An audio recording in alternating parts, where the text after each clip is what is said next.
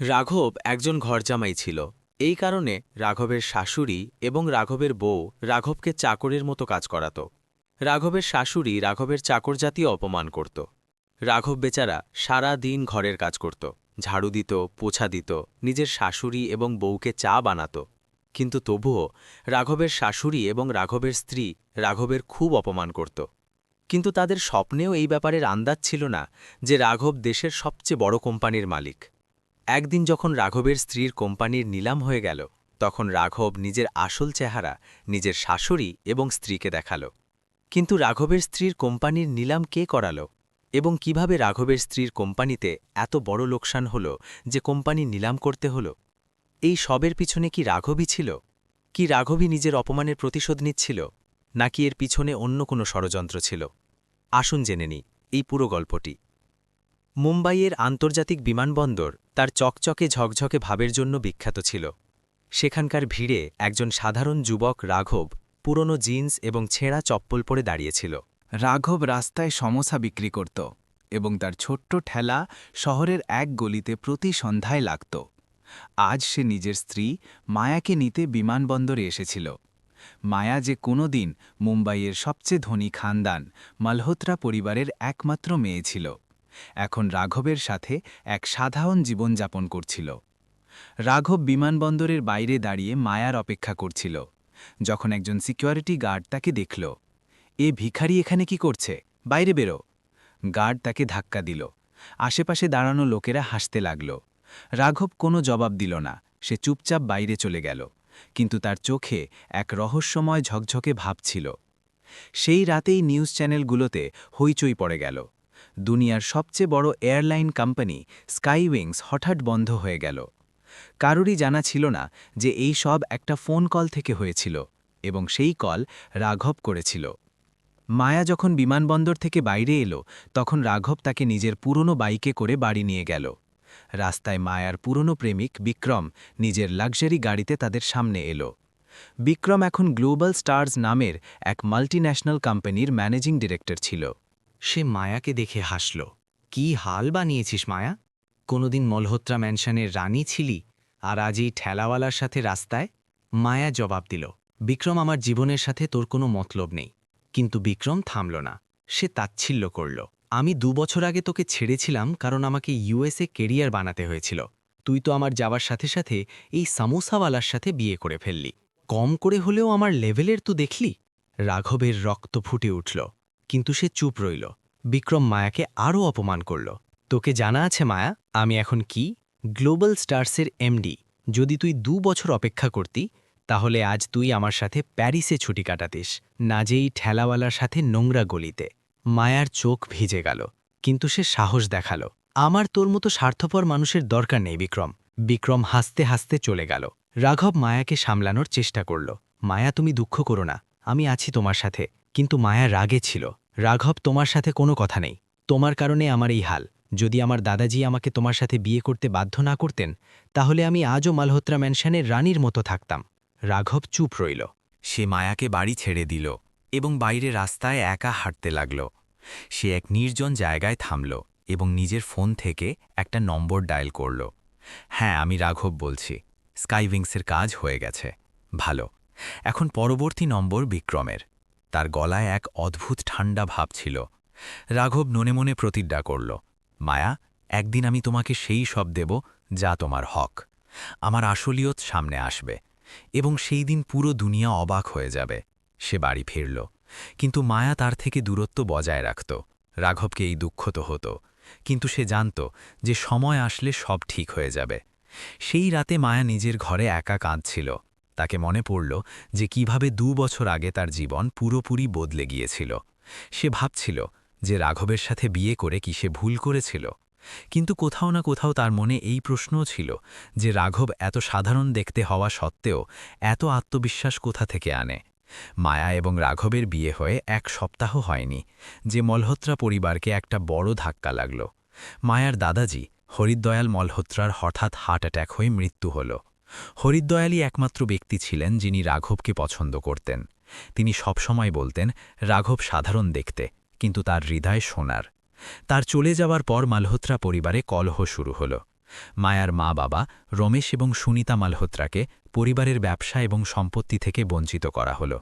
মালহোত্রা খানদানের ব্যবসা মালহোত্রা ইন্ডাস্ট্রিজ তাদের চাচাতো ভাইয়েরা কেড়ে নিল। রমেশের কাছে এখন শুধু একটা ছোট কাপড়ের ফ্যাক্টরি বাকি ছিল, যা তিনি কষ্টে শিষ্টে চালাচ্ছিলেন। মায়া নিজের বাবাকে সাহায্য করার সিদ্ধান্ত নিল এবং ফ্যাক্টরির কাজে লেগে পড়ল। মায়া দিনরাত মেহনত করত, কিন্তু সে রাঘবকে কোনোদিনও মন থেকে স্বামী মানেনি। সে প্রায়ই রাঘবের ওপর রাগ বের করত। তোমাকে জানা আছে রাঘব, কিছুই হো যায়, তোমার কারণে আমার পরিবার এই হালে আছে। যদি আমি তোমার সাথে বিয়ে না করতাম তাহলে হয়তো এই দিন দেখতে হতো না। রাঘব চুপ থাকত। সে মায়ার কষ্ট বুঝত, কিন্তু সে এখনও নিজের আসলিয়ত বলতে পারত না। এদিকে বিক্রম নিজের আলিশান ফ্ল্যাটে নাস্তা করছিল। তার জীবন আরামে ভরা ছিল। তখনই তার ফোন বাজল। ব্যাংক থেকে কল ছিল। ম্যানেজার, এটা কি বকওয়াস? আমার সব অ্যাকাউন্ট এবং ক্রেডিট কার্ড ব্লক হয়ে গেছে। বিক্রম রাগে চিৎকার করল। স্যার, আমরা দুঃখিত, কিন্তু এটা কোনো টেকনিক্যাল ভুল। আমরা এটা ঠিক করার চেষ্টা করব। বিক্রম রাগে ফোন কেটে দিল।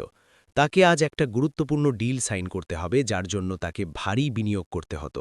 কিন্তু এখন তার কাছে টাকার অভাব ছিল। সে অফিস পৌঁছল, তখন তাকে আরেকটা ধাক্কা লাগল। তার সোসাইটি থেকে একটা নোটিশ এলো যে তাকে ২৪ ঘন্টার মধ্যে ফ্ল্যাট খালি করতে হবে। বিক্রম অবাক হয়ে গেল। এটা কিভাবে সম্ভব? আমি তো এই ফ্ল্যাটের পুরো পেমেন্ট করেছি। বিক্রম নিজের উকিলকে ফোন করল, কিন্তু কোনো সমাধান বেরোল না। সে রাগে নিজের সোসাইটিতে পৌঁছল, যেখানে সে মায়ার সাথে ধাক্কা খেল। মায়া সেখানে এক ক্লায়েন্টের সাথে দেখা করতে এসেছিল। বিক্রম আবার তাকে তাচ্ছিল্য করল।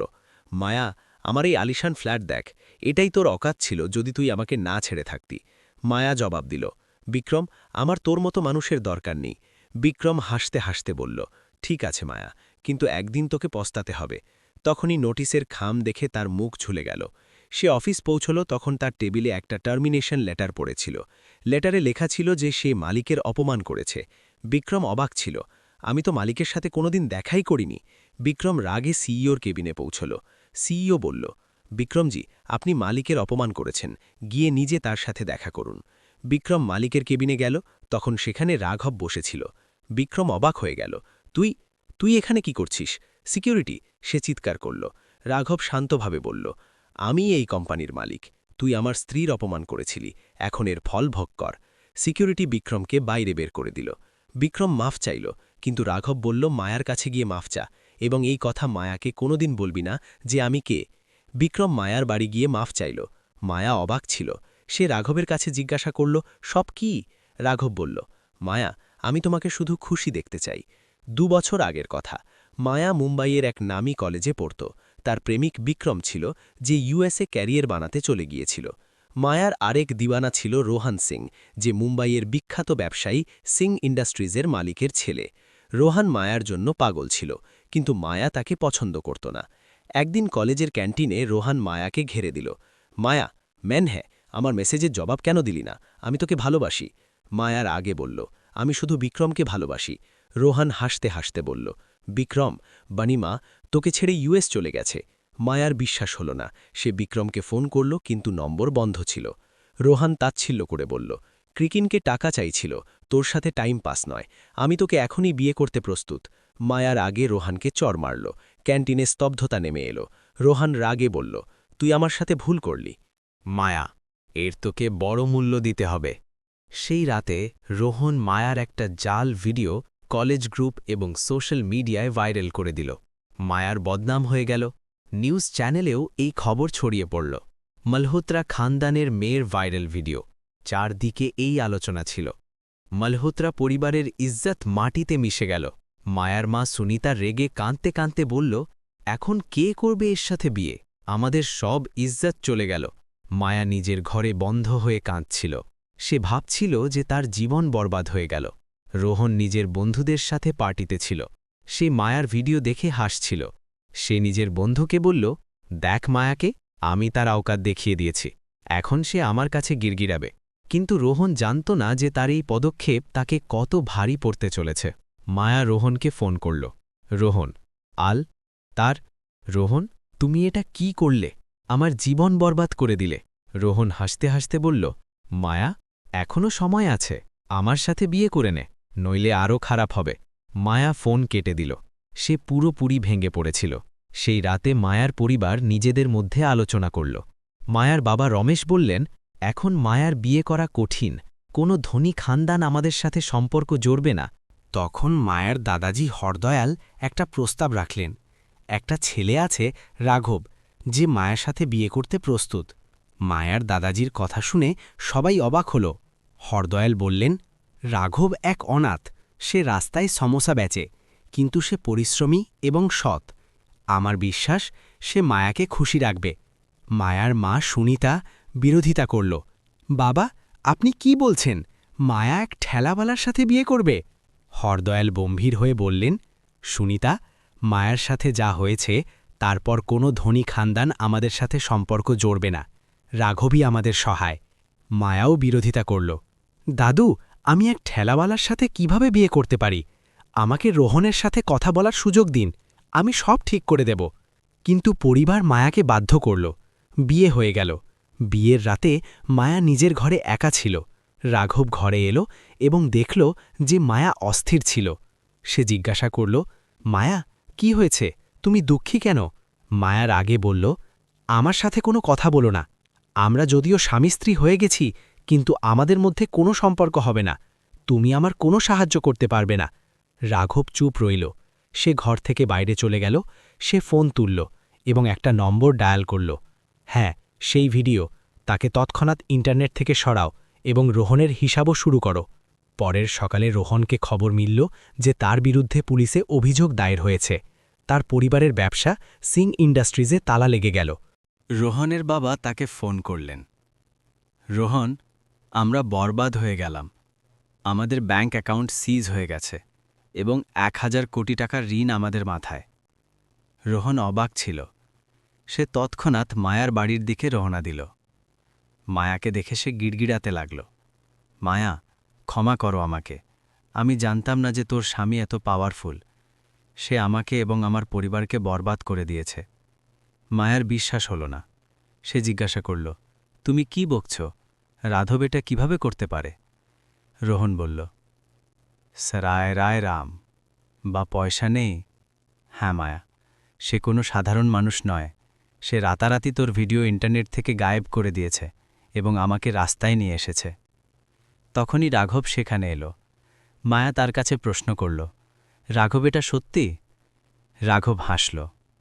ইথলে গাঁওয়ের নয়া অ্যাসা, কিন্তু কোনো জবাব দিল না। মায়ার সন্দেহ আরও গভীর হল। সে ভাবতে লাগল যে রাঘব আসলে কে। সে নিজের বাবার সাথে কথা বলল, যিনি এখন নিজের ছোট ফ্যাক্টরি সামলানোর চেষ্টা করছিলেন। মায়া ফ্যাক্টরিতে আরও মেহনত শুরু করল, কিন্তু রাঘব সম্পর্কে তার সন্দেহ কম হল না। রাঘব এখন রাতে নিজের ঠেলায় সমোসা বিক্রি করত, কিন্তু তার কাজকর্ম মায়ার কাছে অদ্ভুত লাগত।